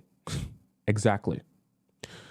Now, I would say you can do more of an average of closer to 2 hours, because 1 hour is really short, it can fly by. So I would say keep your dates around 2 to 2.5 hours leading up for these first few months. Why? Because like you say, waiting a whole week, exactly like you say, Anna, you got it. Waiting a whole week, seeing someone for only 2 hours is quite short. So what do you think the guys are gonna do when they say to themselves, I saw you for 2 hours. It was the best 2 hours I've ever spent. I had so much fun. It literally flew by. I can't wait a whole nother week to see you for only another 2 hours. What do you think he's going to say? He's going to say, gee, I think we got to go out on another date in the next 2 days, in the next 3 days. I got to see you more than just once a week. So exactly what you're trying to extract, which is someone who desires you and continues to pursue you, is what you get by cutting the date short. And what you think that you're getting by giving him a 4, 5, 6, 7, 8 hour date is exactly the result you don't want, which is a guy saying to himself, gee, I saw you for the entire day. We spent 8 hours together. We woke up together. We had brunch. We had dinner. We had lunch. We ate. We laughed. We slept. We had a nap. You were there. All this time you were there. And he says, cool. I spent enough time with you that I'm satiated and satisfied. I don't need to see you for another couple of weeks, or at least a week. Okay? The same way, if you were to eat one huge, large meal, right, you're going to say to yourself, I definitely don't need to eat for the next hour, at least for probably the whole day, because I had this huge meal and I'm so satiated and I'm so full, I can't eat no more. Versus if you were to literally take one bite of food, you could literally eat throughout the entire day, because every bite never feels like it's enough. Okay? So I just say that to say precisely because you said only going out for 1 hour or maybe 2 hours once a week would be too short. That's exactly what you're trying to elicit from him. Exactly. Some excuses to cut the date short. You don't need to explain why you're cutting the date short other than you have things to do. Whether it be I have work tomorrow, I got to be up early tomorrow, I have plans for tomorrow. You can just, because naturally most dates are going to be at night, you can just say I have an early commitment tomorrow, whether it be work, a class, or whatever it may be, and I have to commit to that. I can't be out late. And if he says, please, please, please, you say, no, no, no. There's more times we can go out and I'm not running away from you. Some men are going to try to push because they want everything to happen in one night. So they're going to try to convince you to make this date extend and extend and extend. You're going to feel so flattered thinking that he really wants you, when in reality, he's trying to speed this thing up to happen faster, right? And the more he can speed this up, the better it is for him. You want to be pacing yourself and you want to say, no, I know you want to see me and I know 2 hours wasn't enough. I promise you, there are more days throughout this week that you can take me out on a date if you really want to. If it's not that serious for you or you don't care that much, what will probably happen is you'll wake up the next day and you won't want to ask me out on another date, because the only reason you were trying to extend this for so long is because you were hoping to sleep with me at the end of the night. I don't want you guys to forget this. Some guys are going to do that, try to extend the dates for 8 hours, 9 hours, hoping that at the very end they can kind of break you emotionally and sleep with you. Okay? So that's my answer to all of those questions. Next here we have Kiki. Okay, so Kiki says spaced out dates. Hold on, I don't know if I saw this one on let me make sure. Kiki. Let's see here. Spaced out date. I just had to confirm that this is your question. Okay, yeah, this is Kiki's question. It had a different name. Okay, so spaced out dates, anxiety. Kiki says, I had 3 dates with this guy. I do things professionally around here, guys. I had 3 dates with this guy. We're both in our early 30s. First date, his idea. Second date, I chased for 3 weeks. He was busy, then finally asked me out. Third date, my idea, quick coffee in the park during the week. At the end, he said we should do something again and he'll text me. Okay, so he said he'll text you. Now it's been 5 days of no contact and I'm going crazy with anxiety. Okay, so also, I want you guys to also step outside of yourself and ask yourself, how long has it really been? You've been on 3 dates with the guy, so he's still a stranger. And this all happened in the span of a couple of weeks. So you don't really know that person. I get that everything feels like the end of the world, but like, you don't really know that person. Now it's been 5 days of no contact and I'm going crazy with anxiety. I know I should do nothing, but it's eating me alive. Thank God you sent this question in premium, because I know if I waited too long, you're going to make mistakes. If your situation is time sensitive, guys, or urgent, please donate to the show, put it in premium. I don't want you making mistakes before I get an opportunity to answer your question. No pineapples yet. I'm keeping busy with my friends, work, and activities, but I really like him and want to see him again. How long shall I give him to arrange the 4th date? Being strong, and I won't initiate contact, but I want a timeline in my head for inner peace. Example, if he doesn't reach out for 1 to 2 weeks, move on. What do you think, Tomisin? How long can a guy go no contact if they're truly interested? Also, as we shouldn't have pineapples early on, any advice for dealing with jealousy? As I understand that no single guy will stay celibate while waiting for the girl he likes.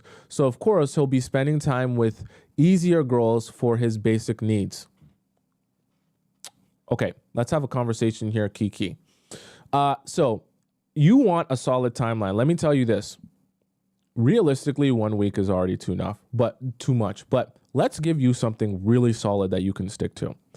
If he has not contacted you for 2 whole weeks, 14 days, okay? Do not entertain the possibility of him coming back and apologizing for anything.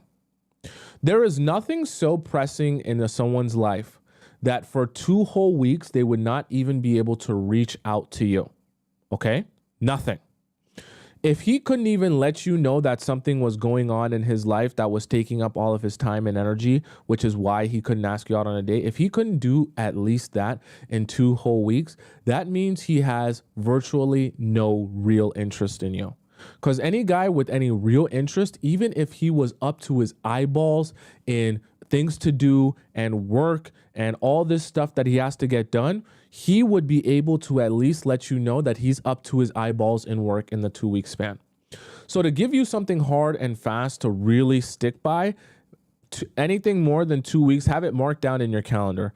Anything more than 2 weeks, I don't even want you to allow him to apologize and return back into your life, because nothing after that is anything that you need to be bringing back into your life.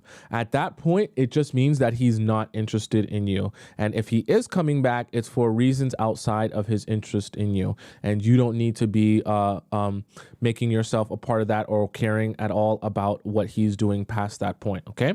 Now, the second part of your question, when you talked about not having pineapples and how to deal with jealousy, this is the thing that you need to be worrying about. You. Don't worry about what he's doing with other girls. Don't worry about when he's doing it or how he's doing it. Now, I'm not saying you shouldn't be curious, but I want your mind to be, this is dating is such a mind thing, and it's such a spiritual thing and a mental thing and emotional thing more than anything else. See, the reason that I say I want you focused on you is because I want you to come into any date or talking stage with the mindset that, are you the person that I'm looking for? I'm trying to evaluate what qualities do you possess? What character traits do you possess? And are those character traits and qualities in line with my already existing criteria of what I'm looking for? So the reason I say that is because you stop caring about what he's doing with other people. Because if you decide for yourself that I'm not going to be entertaining a guy who's going to be dating me but sleeping with other people, then your answers in life become very simple. If he does that, he's done. Very simple. Because you say to yourself, I'm not going to be dealing with the whole situation where you're dating me and sleeping with other people because I'm not making it easy for you. And once you decide that, you say to yourself, anybody who's going to be my man and that I'm going to be investing in will be able to be patient to be on dates with me without sleeping with me on the very first night. And if you can't do that, then you're not the man that I'm looking for. And do you see how when you change your mindset, right, and change it from, oh, I want to figure out how I can be more of what he wants and figure out how I can get him to pick me, and you change your mindset to, are you what I'm looking for? You stop worrying about, oh, does he not like me because I'm not giving him what he wants? Does he not want to be with me because I'm not sleeping with him on the first night? Does he want to sleep with other girls instead because I'm not sleeping with him on the first night? And you rid yourself of all of that fear and anxiety, and you just say, I don't care what you want. Are you what I'm looking for first? And if you are what I'm looking for, then I can start figuring out how I'm going to invest myself deeper into this relationship and into this person. If you don't show yourself to be what I'm looking for and you can't be patient with me, if that's one of your criteria, then I want nothing to do with you. So if you decide for yourself, like I said, Kiki, that a guy who's going to date you but sleep with other women is not in line with the type of guy you're looking for, then your decision is made. And if he shows himself to be that guy, then your decision is, you're not the guy for me. Please step away from me, and I'm going to wipe my hands clean of you. I try my best to help you all make your lives so very simple and your decisions so very simple. See, when your focus is on yourself and your focus is on what you want, your life becomes so simple because the answers to your question is, are you what I want? Yes. Or are you what I want? No. And then from there, you're able to move forward with your life when you answer that very simple question, instead of constantly trying to figure out how you can change yourself to be what someone else wants. Does that make sense? Okay. Lee says, how do we get our questions answered? It's available in the link in my bio on TikTok. You just join this Discord and you can ask a free question or you can ask a premium question. But if you ask a premium question, you just got to donate to the show, and that's available in the link in the bio as well. So that was all of the premium questions that we had for today. So let's hop into relationship advice, the free version. Now, I'll be honest with you guys, I have to scroll down and answer them first come, first serve. So I have to answer the oldest ones that I haven't answered yet first. So here we have a question by Shishi, or is it Shy Shy? We'll say Shy Shy. I like that better. That says, Gym Crush, I wish I just stayed a gym crush. Did we do this one? I think maybe we did do this one. No, maybe we didn't. Shy Shy says, hi, Tomisin. Thank you. I really like your channel. I'm 27. I go to the gym 5 times a week and I have a good physique. For a while, I had a crush on a guy who was 26 at the gym. And finally, after talking a few times, about 3 months ago, he invited me out on a date. Our first date was great and we had some deep conversations. We went out 3 times in total and got very close once. He wanted to have pineapples, but I said no and we just kissed. However, this guy wasn't consistent in our communication. We heard this already? We did this one already? Let me see.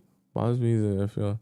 Oh, yeah, we did do this one. Thank you so much, Ebony. You be paying attention. Let's scroll down because I thought I remembered doing that one. Okay, let's scroll down here into the next one. Sometimes they be highlighted and I have done in them before. Oh, this was Ivy's from before. Ivy's that says too chill. This was too chill from before. I answered Ivy yesterday. Okay. By the way, guys, if you have a question in the free section and you just don't want to wait anymore, you can always just copy and paste and put in the premium version like Ivy did. Okay, so Samantha says, questions all girls ask. Let's see. When do toxic men actually change, especially when toxicity and self-destruction is part of their character? Huh? When they change for a girl, does it last or is it just a mask? Also, can someone rekindle with the person who they were once in a toxic relationship with and want to give another try?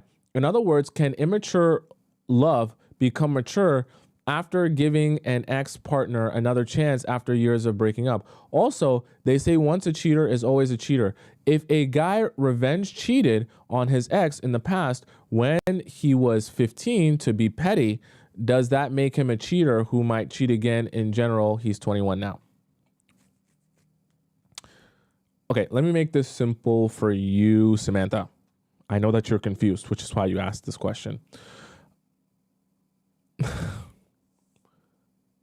You need to understand your life, while there is billions of men you could possibly end up with, you're not going to be in a relationship with billions of men. You're going to be, hopefully, you're going to be in a relationship with one man, unless you're polyamorous. Now, in that, you need to understand you're not looking for everyone. You're just looking for one person who's the right person for you.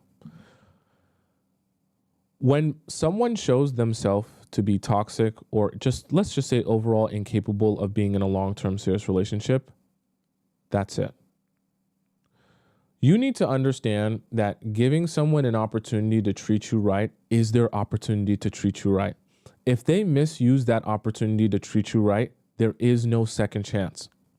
The reason I want you to bring that approach to your dates and to your talking stages is because when you have that mindset and you bring that approach to your talking stages, your energy is going to convey that. And when your energy conveys that, you're also subconsciously going to give him a sense of urgency in dating you. You do not want guys to be under the impression that they can make a whole bunch of mistakes the first time and then get a second, a third, and a fourth chance. Because you know what that's going to do? It's going to remove his sense of urgency when he's dating you the first time. And so all the guys, not just this guy that you're talking about, all the guys that you ever date will always have to make 4 or 5 mistakes, horrible mistakes in your relationship before they decide to actually treat you right, if ever. And you're constantly going to find yourself in relationships where rather than the guy acknowledging how you feel and making an adjustment the first time, things have to become horrible and tragic. And you have to be down in the dumps, literally in the worst, most toxic relationship ever, over and over and over again for anything to change. Why? Because there's no urgency to change. Because he can just come back over and over and over again. So I say that to say you need to adopt the mindset for yourself. Everyone that I like will get an opportunity. If I like you and I think you're the person I'm looking for, you'll get a fair opportunity. If you mess up your opportunity, though, it's done.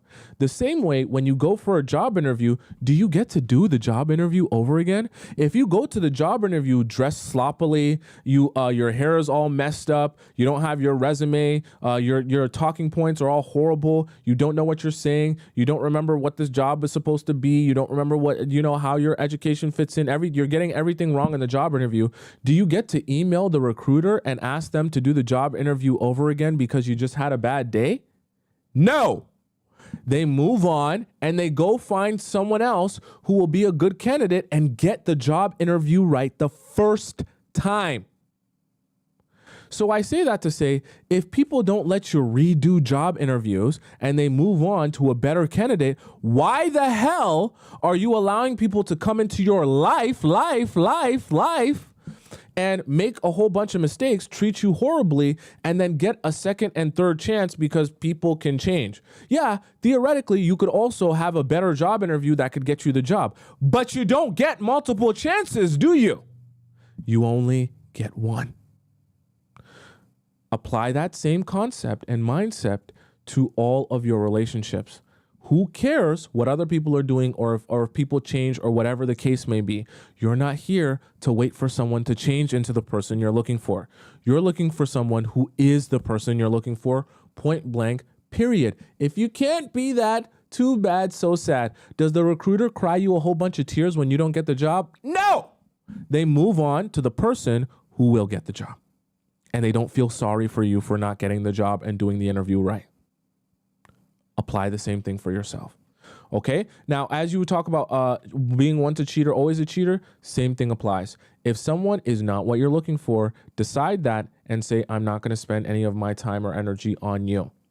Now, if someone's a cheater, of course, that requires nuance. And in not every situation, someone that has cheated would necessarily cheat on you. Although I don't want you to have the mindset that when someone tells you all the horrible things that they did, they're not capable of doing that to you. Because I'll let you in on a secret. How you get them is how you lose them. And a lot of times people are human beings are more likely to exhibit patterns than they are to exhibit 180 day and night changes. Some people do change, but that's a very small minority of people. Majority of people stay the same and act the same throughout their entire relationship. So if you wanted me to give you advice based on statistics, based on mathematical probabilities, you're more probable to meet someone who will cheat on you also if they've done that in the past than you are to meet someone who's cheated in the past and all of a sudden is so evolved and matured and different. So based on probability, I would advise you to just assume that if someone you meet has cheated in the past, they would likely cheat on you as well if you want to avoid heartbreak based on probability. Okay? I'll just break it down to you like that. So next here we have, let's see, we have here Notorious MJT, like Notorious B.I.G. MJT. Notorious MJT says, oopsies. Hi, Tomisin. I have a bit of a situation. I met this guy on Bumble. Don't worry, I deleted the app already. Let's call him ZZ. He's Nigerian. I'm Nigerian, so now I'm worried. We chatted on Bumble for about a month, then decided to meet up. We had great conversations and he spoke to me about his ex-wife and how the relationship ended. It got really deep, and I shared about my ex-husband. I'm glad you got him to share about his ex-wife, but I wish you would have just continued asking questions about him. After a few hours of yapping, we said goodbye and we hugged. Then he kissed me. Then it turned into nonstop making out. This is why I say it can be a great gateway drug. Then he took my top off and I took his pants off. Let's just say things went south fast. What do I tell you guys? First of all, avoid gateway drugs. Second of all, go get you the Tracy's Dog tool, and the link's in my description. I literally made that affiliate link and got that discount for you guys so that you can get that tool, satisfy yourself so that you're not horned up on dates. I literally did that because this has been such a problem. Now, the other thing is if one of your gateway drugs is making out with someone, and when you kiss them and they start touching on you and they start, rubbing their tongue on yours, you can't control yourself. Don't even bother starting to kiss and make out with someone. I really mean that, because the gateway drugs is an easy way for you to say, oh, well, I'll just do the next thing. And then you escalate and then you end up doing this. So it's better to just avoid it overall if you know you don't have the self-control. I am actually so dead serious with this, because exactly this happens. And what do I also tell you guys? If you're taking your pants off, mistake. If you're taking your shirt off, mistake. If he's taking his pants off, huge mistake. None of that should be coming off at all, okay?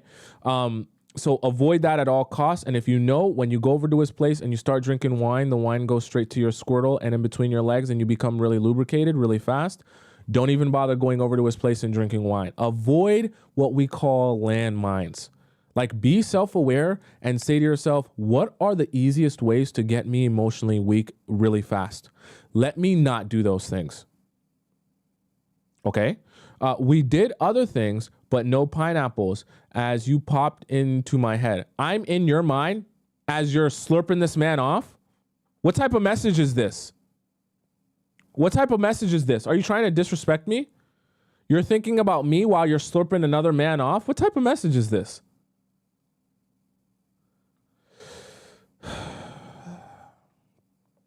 I told him best to wait, and then we said goodbye. He has been texting and calling every day since, but no talk about meeting up. So I felt like a pen pal. I'm also pineapple-y frustrated. Never been a toy girl. I promise you that Tracy's Dog will change your life, whether you're a clit girl or a penetration girl. I promise you. Don't ask me how I know.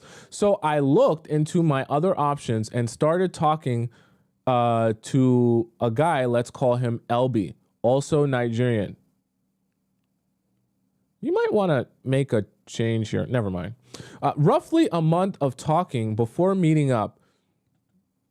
Still talking on the phone with ZZ at the time. So now you have multiple men you're juggling now. Okay. He's a music artist.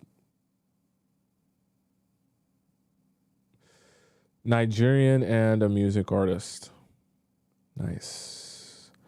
I really like that he's confident, and his music made me look so hot.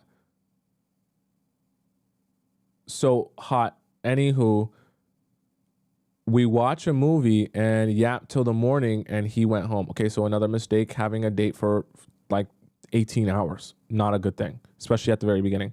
We text every day for a while, and today he wanted to meet up for another movie. So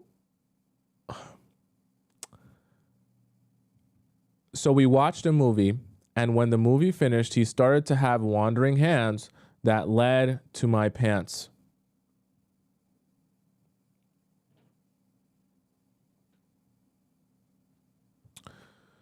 Once again, be self-aware enough to understand, okay, what are the ways that I will become emotionally weak?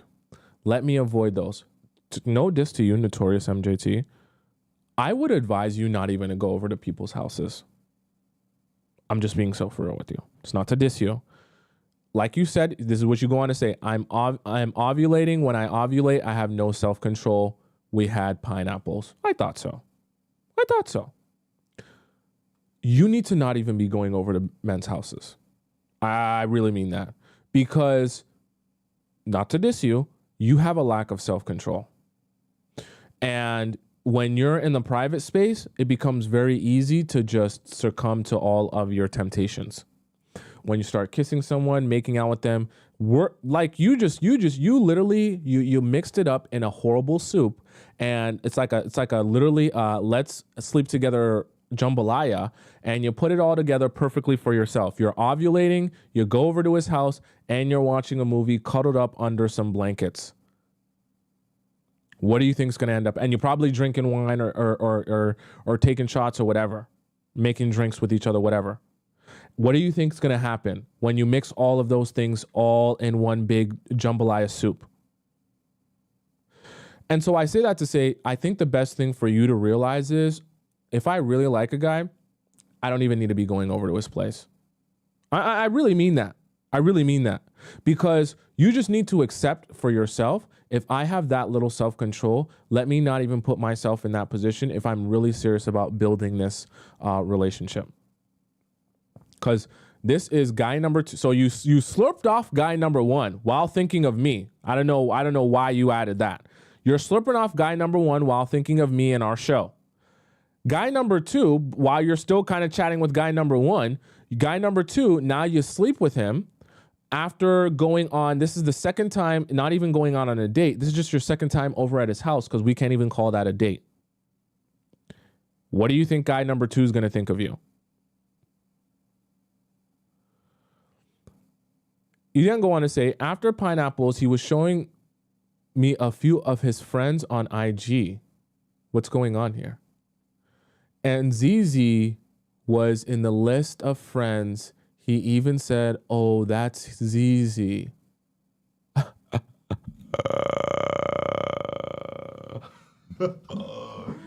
Oh, God. You know you done messed up, right? Notorious, you know you done messed up, right? You know you're cooked, right? Do you know that? Do you know that you're cooked? You're well done. You're cooked.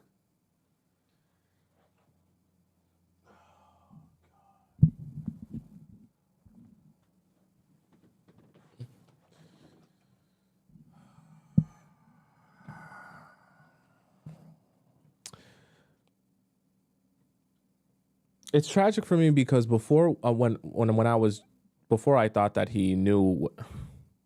I'm glitching. I have the hiccups now because of you. It's tragic, Notorious, because before I was literally saying that at the very least, guy number 2 doesn't know that you slurped off guy number 1 just, how many days before. Even worse for you than sleeping with the guy on the second time meeting him or seeing him. Even worse for you, when he goes and talks to his friend, he'll realize a couple days before he slept with you, you slurped off his friend. now you're literally cooked. You like at this point, when you realize this, I really mean this. You should have just gotten up and said to yourself, you know what? Touche. I tried to play the game and I lost. And just realize to yourself, there is nothing left for you here other than to be like a girl who just gets utilized by both of them. Because there is no like universe in which now he's going to take you seriously. I mean, eventually he's going to find this out one way or another. So you might as well just say to yourself, you know what? Neither of you are going to date me. I'm wasting my time even bothering trying to get anything out of this at this point. And you might as well just get up and just say, you know what? I lost this one. I took an L on this one. I'll make sure to be better the next time. Because you're cooked. You're just done for you. You're cooked now. My heart dropped because I actually really like ZZ and want something to grow from ZZ and I situation. Nothing's gonna grow. Just get over that. Rid yourself of that. I merely mean it. Rid yourself of that, and that way you can actually like move on. I really mean that, because there's nothing left for you there once he finds out. But I live in a place where all the African people know each other, and I'm African myself. I should have known they know each other. But LB has only been in the country for 1 year. I thought it would be a safe option. You thought so, right? You thought so. So you see how ovulation, someone says ovulation, Arita says ovulation won this round. Precisely. I kept quiet and acted like I didn't know who he was, showing me. You know what? The reason I say get up is because there's no win here.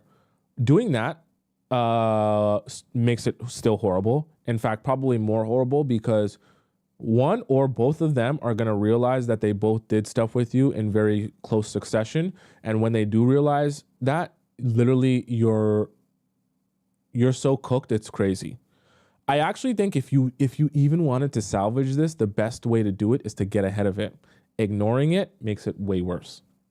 Well, we watched a few I think you meant to say music videos he makes, and then he told me and then I told him that I was tired and we said goodbye. So now what the hell do? I'm panicking. I really didn't want ZZ to find out. Does this even matter, as I'm not in a relationship with ZZ? Please help if you can. I'm so effed. I'm so effed. I feel like puking thinking about this situation right now. I don't usually do this, but I haven't had pineapples in so long. Thank you so much, MJ, says MJT. So I think this is because this was over a month ago, right? And so you kind of said you've been in contact, he's been supporting me, and I just found out my aunt is dying from cancer. He still visits to check up on me, and LB, I didn't hear from him, but he texted me saying he's sorry. He's been AWOL, as he's been busy with a few music projects, which I just responded, okay. I don't have intentions to continue anything with LB now, even more, so I don't like the disappearing and reappearing acts. Okay, Notorious. So for you, I really honestly believe that the best thing for you to do here is, if you like ZZ, tell ZZ what happened. I know that you sent this message in a month ago, so probably a lot has transpired in that month. I would love for you to hop into Relationship Premium, donate to the show. That way we can get a quick update on what's been going on. But Notorious, I really think that if you want anything from ZZ, you got to be upfront with him, because the worst thing to happen is for him to find this out after the fact. Well, just find this out through guys or through the other guy. Worst thing to happen. And the reality of it is, there's a very high likelihood that when you do tell him that, he's going to stop taking you seriously, and you're going to notice a shift in his approach and behavior towards you. It's unfortunate, but you got to understand you're going to win some and you're going to lose some. Use this as a lesson to understand that the best thing for you to always, you will never, I want you guys to all hear this. You will never, ever lose by being more patient. Never. You will never lose by being more patient. You will always lose when you jump into something before you gather all of the information. Because when you jump into something before making, this is just in general, when you jump into something without gathering all the information first, you will always be saying to yourself, damn, if I could have just redone that, I would have redone it. Or if I would have known this, then I wouldn't have done that. Gathering information and being patient before you hop into something, especially when it comes to relationships, will always benefit you. Always. So use that as a lesson that even no matter how much you're ovulating and no matter how lubricated you are and how much you want this, you'll go get you that Tracy's dog, or you just rub one out in general and you satisfy yourself. And you also don't put yourself in temptation's way by going over to his place and being alone with him. A drizzle says, don't say a word. That's horrible advice. Don't do that. You better tell ZZ something, because the faster you can get ahead of it, you can explain it. You can have him hear it for the first time from you. You can have him have a better understanding of the situation and have some more context. And it's a lot. Hey, this is a word of advice for life. It's a lot easier for someone to stomach really tough information on a Tuesday afternoon when you guys are just casually talking than it is for someone to stomach that same information in the heat of an argument on a Saturday night when both of you are drunk. So I just say that to say it's always going to be more beneficial for you to jump ahead of an issue that you know will be an issue, so that you can have that conversation in a environment where things are calm, where he can be better equipped to receive that from you, than it is to have that conversation after he hears it from his boy in a party and they all make fun of him for, dating the girl who literally this one boy in the friend group slept with on the second night and didn't buy her anything or do anything for her. Because by the time he feels that emasculated and embarrassed by having that happen to him, and you try to explain to him everything that happened or whatever, you're literally going to have no chance and no opportunity to get anywhere. Okay. So for the people that say in the chat, deny it, I would advise you to never this is coming to you from a guy. I'd advise you to not listen to those people, because they're setting you up for absolute failure. Because what's going to happen is, when he does find that out in the future, it's going to be way worse. And you're going to have built a 1 or 2 year relationship with the guy who then realizes that this was all built on a lie that you never told him, or you omitted that you knew he would want to know. And then what's going to happen? He's going to say, oh, great. Now I'm breaking up with you. Or even worse than that, he's going to take a mental note of that, and he's going to begin cheating on you or mistreating you because he resents the fact that you lied to him for so long. So you'll play yourself deeply if you want to choose to deny it and thinking that it'll just get swept under the rug. That you'll really play yourself. Okay. Next here we have, let's see here. We'll do one more. Okay. So we have Nay. Oh, like Enlightened Day? Okay. Is she here today? Is Enlightened Day here today in the chat? So Enlightened Day says, so in my last message, you said that my guy BF is in love with me. 100% he was in love with you. I always wondered if he was, but I just told myself that he isn't. I've always liked him and wanted us to be together. I thought he's your guy best friend. Is that how you're supposed to feel about your guy best friend? But at the same time, I asked him a few years ago why he doesn't have a girlfriend yet, and he said that he isn't ready for a relationship right now. So that's why, like I said in my last message, I told him in May that I can't have male friends because I'm waiting on my husband, that we could still talk every now and then. I just don't want any man around me just so we can be chit-chatting all the time without any intention of a relationship that'll eventually lead to marriage, because what's the point? You're right. What is the point? I know some of you get obsessed with, Tomisin, we should be able to have friends. There's nothing wrong with having friends. There's nothing wrong with having friends. Look, I can acknowledge that there's nothing particularly wrong with having friends in general. But the idea that your close friend, like your best friend, is going to be someone of the opposite sex, right?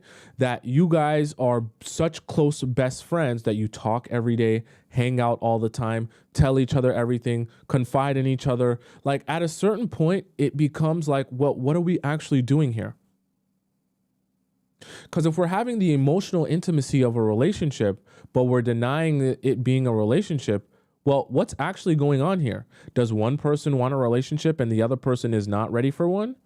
Or is there like because you have to understand at a certain point, it becomes difficult to justify continuing the relationship because, like Nate just mentioned, what happens when you get a boyfriend? I don't think there are many boyfriends out there that will be okay with you having a guy in your life that you hang out with every single week or all the time, that you talk to every single day, call and speak on the phone with, FaceTime and all this stuff every single day, that you hang out with one-on-one. And so if that's the case, then what are you really doing here? If you're acknowledging that if you get into a relationship, that what you're doing here is inappropriate for being in a relationship with someone else. I don't think a friendship should be something that becomes inappropriate when you get into a relationship. Because if it's a true friendship, then the established, already existing dynamic of the friendship should not be, if it's a truly platonic friendship, then that means subsequently it shouldn't be appropriate to continue to have when you are dating someone new. So that tells you something right there if that would be an issue if you were dating someone, okay? And I think Nay is realizing that, which is why she said that to him. Plus, if I kept talking to him like we usually did, I'd just be wasting more of my time hoping that one day things would be how I want them to be, and also my feelings for him would only keep growing. 100% right. And I know for some of you, this is a really painful thing to come to a realization of, because when you spend so much time invested in someone, you don't want to be like, okay, I have to cut you off now. But the reality of it is you only end up hurting yourself, being more and more emotionally invested in that person, waiting for something to happen. Okay. I also know that when you're in a relationship or marriage, there is no such thing as men and women friends because it's inappropriate. So that's why I had made the decision with him, even though it was hard, but I have to make decisions that better my future and be intentional about my time and energy 100,000%. And I know that this is hard. I'm not saying this out of my butt because I'm like, guys, do this. And meanwhile, it's so much harder than I'm actually saying it, right? I know that this is really hard, but in the long run, you'll be happier that you didn't waste all of that time invested in truthfully, in a version of a relationship that just goes nowhere. Because how long can you continue to basically have emotional intimacy with someone who's not your boyfriend, knowing that you're not going to be able to have that emotional intimacy with that person anyways when you get a boyfriend? In regards to seeing him in person, he can't come here to the US for another 4 years. Even more of a reason why, what's the point? And I can't travel anywhere until I get my passport, so we're at a stalemate. Again, what's the point? And I want to remind you guys, not to turn you guys into pessimists, like your soulmate isn't necessarily your soulmate because they live in a different city or country than you. Love is also logistics. And if logistically you guys can't make it work to like see each other and spend time with each other, then you have to realize that maybe this just isn't the relationship for you. Okay? He has tried to see me a lot when he was in the US and we were planning to link. But like I said in my last message, things just never worked out. He has asked me before, when is he going to be able to see me when he was back in Canada? But like I said, I'm still trying to get my passport. So what are your thoughts about all of this that I'm saying? He isn't ready for a relationship, but you said that he's in love with me. I always thought that he just cared about me a lot and loved me a lot as a friend, but nothing romantic like how I feel, because he said that he isn't ready. So it's confusing. Thanks again for your help. You sent this. So I hope you're here today, Enlightening. So to answer your question, what the reason that guys will show that they like you and then not actually commit to you in some cases is really because they just don't have the balls or the cojones to go for what they want. Unfortunately, while there are some really go-getter men out there, some men that will problem solve and figure out how to get what they want by any means necessary, there are more men, majority of men, that won't do that. And when things become a little bit too hard or a little bit too challenging, they'll simply give up. The reality of it is that you're going to meet some men in your life. Because of that, you're going to meet some men that even if they like you, they just aren't prepared to be able to do something hard, to be able to do the work, whether it be because it's scary to start dating someone and be in a relationship and build, whether it's scary to, have all that commitment and go from ground zero and figure out how to make things work and make adjustments and compromise, whatever the reason may be, you're going to come across men that even if they like you and they want things to work out, they just don't have the balls or the cojones to do it and make it happen. And unfortunately, and I'm saying this because it really does happen a lot, unfortunately, what you have to realize as a woman is that you can't do anything with that. You can't. Yes, it's sad, and I see some of you saying even more sad. It is sad, and it's unfortunate, but as a woman, it's not your job to make him intentional. It's not your job to say, I'm so sad for you that you don't want to do hard things or take risks, right? Or figure out where things go in our relationship, so you're just not even going to try. It's not your job to do that. It's also really not your job to feel sorry for him that he can't take the risk of building this relationship with you. Because the reality of it is, we only live this life once. You only live YOLO, right? And if he's not going to be prepared to take a leap of faith and really just try at something and try to build this into something, you can't do nothing with that. You really can't. You really can't. Like we talk about all the time, in a relationship, your man that you end up with, that you marry, is going to have to be able to lead you and lead your children as well, right? You're also going to have your input as well, but he's going to be leading you. And if you're not with a man that is capable of being intentional and capable of going for what he wants, how are you supposed to stand by that leader? That's not a leader. That's someone that's going to lead you right off of a cliff. You have to be with the man that has direction and also knows how to get there and move forward in a positive direction. If that man can't do something as simple as acknowledge that he wants you and make efforts to try to make this work, Enlightened Nate, it's just not much you can do with that. Not much you can do with that. And not much you should want to do with that, because that's not your place to be doing that work for him. Like I say, unfortunately, that's a lot of men. But the bright side is not every woman in the world is watching the Players Club for now. So you are in the minority of women that understand better how men think and what to look for. So you all can snatch up all the amazing, functional, direction-filled, intentional men, and everyone else who is unintentional, all those men can be left to the women who don't watch the Players Club. That's the best part for you. That's the good news for all of you. So you have the opportunity to find those men, because they are out there, and you'll be equipped with the knowledge and things that we discuss in the Players Club to be able to find and attract those men. Okay, guys? All right, guys, that's the show for today. I hope you guys got some value from that. For those of you who didn't get a chance to get your question answered, don't you worry whatsoever. We're going to, I'm going to be here all the time, literally every weekday. And I will answer your question very soon. And if you want to skip the line, you can do so by heading over into the VIP section of our VIP Premium Relationship Advice section. You just have to donate to the show first, and you do that by hopping in the link in my bio on TikTok or the link in my description on YouTube. You'll see where it says Premium Relationship Advice. All you got to do when you donate to the show, you put in your message, the title of your question, and your Discord username, so that I can verify that that's you who has donated to the show, okay? For those of you who want to follow me on YouTube, on Instagram, because you love me so much, you want to see everything that I'm doing at all times of the day, my Instagram username is right. I having brain farts. My Instagram username is right on the top left corner of the screen there above my head. You can see it there. And for those of you who are on YouTube, it's right on the bottom right screen right there for you to follow me as well.